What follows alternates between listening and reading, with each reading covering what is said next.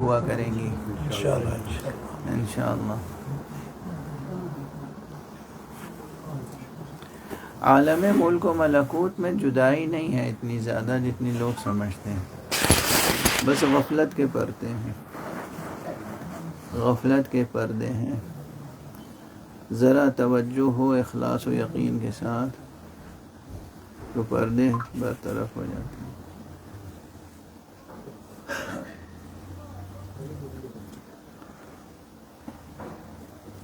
بہت سے ایسے واقعات ہیں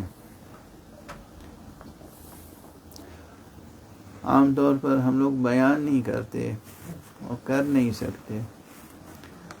معصومین علیہ الصلوۃ والسلام نے تو اپنے بہت سے فرامین، ارشادات، احادیث بیان کرنے کو منع کیا ہے کہ ایسے مجمع میں بیان نہ کرو جو اس کا تحمل نہ رکھتے ہیں، جو اس پر یقین نہ لا سکیں، ورنہ یہ کہ معصومین کے ارشادات، احادیث، فرامین اور ان کے معجزات اور ان کے چاہنے والوں کے کرامات،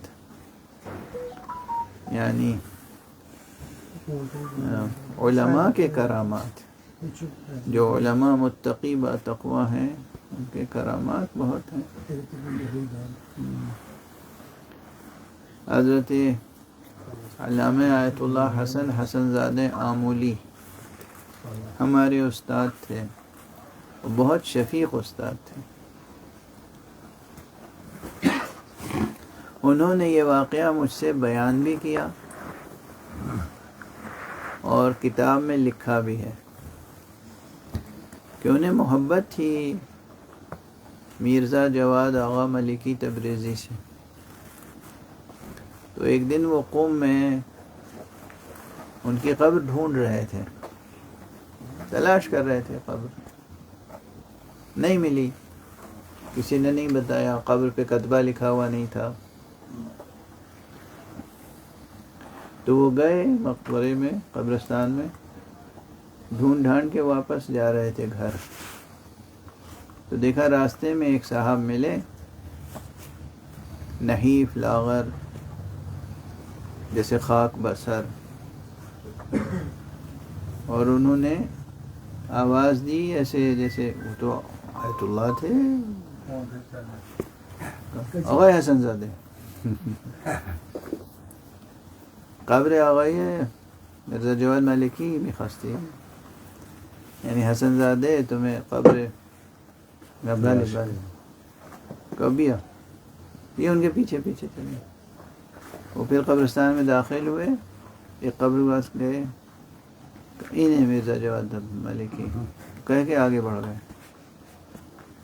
یہ فاتحہ پڑھنے لگے، پھر انہیں خیال آیا کہ یہ کون اجنبی تھا جس نے مجھے میرے نام سے پکارا، اور اسے پتہ کیسے کہ میں کس کی قبر ڈھونڈ رہا تھا۔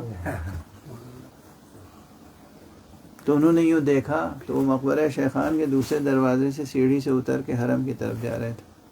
وہیں سے انہوں نے کہا کہ ما مشتری های خودمون را میشناسیم، ہم اپنے مشتریوں کو، یعنی اپنے چاہنے والوں کو پہچانتے ہیں۔ وہ کہاں ہو چلے، ہاں، اس کے معنی کیا ہیں لوگ نہیں سمجھتے، نہیں باور کرتے، نہیں ہضم کر پاتے یہ چیزیں۔ روح انسانی کبھی بھی بغیر بدن کے نہیں رہتی، لیکن یہ بدن یہ قبر میں چلا جاتا ہے، پھر اسے اسی سے مشابہ بدن اللہ عطا فرماتا ہے، لطیف تر، جو عام طور پہ ان آنکھوں سے نظر نہیں آتا، الا یہ کہ اس کی مرضی ہو، اللہ چاہے تو یہ اولیاء اللہ اپنے اس بدن برزخی سے چلتے بھی ہیں، پھرتے بھی ہیں، آتے بھی ہیں، جاتے بھی ہیں، مدد بھی کرتے ہیں، سب کچھ کرتے ہیں اولیاء اللہ۔ اور جب یہ اولیاء اللہ یہ کرتے ہیں تو سوچئے کہ جو جن کی محبت اور تعلیم سے اولیاء بنتے ہیں، صلی